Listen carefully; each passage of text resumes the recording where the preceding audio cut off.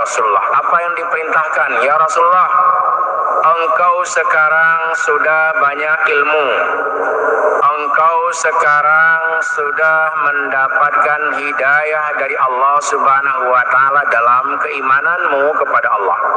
Sekarang tugas awalnya apa? Wa anzir ashiratakal aqrabin. Nah, ini diperintahkan oleh Allah. Wahai Rasulullah, wahai Muhammad sallallahu alaihi wasallam, tugasmu dalam berdakwah, sebelum engkau melanjutkan dakwah, beri dulu peringatan kepada keluarga-keluargamu yang terdekat. Wa anzir ashiratakal aqrabin. Ya Rasulullah wa ya Nabi Allah, berikan dakwah, berikan peringatan kepada keluarga-keluargamu yang terdekat. Maka dipanggillah saudara-saudara dari Nabi Muhammad sallallahu alaihi wasallam.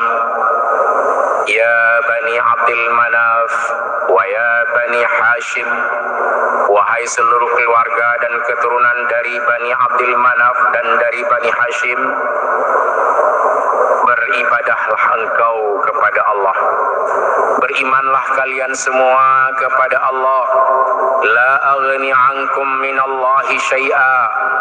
Wahai saudara-saudaraku semuanya, baik dari keluarga Bani Abdul Manaf dan Bani Hashim, beramallah kalian semua. La aghni ankum minallahi syai'a.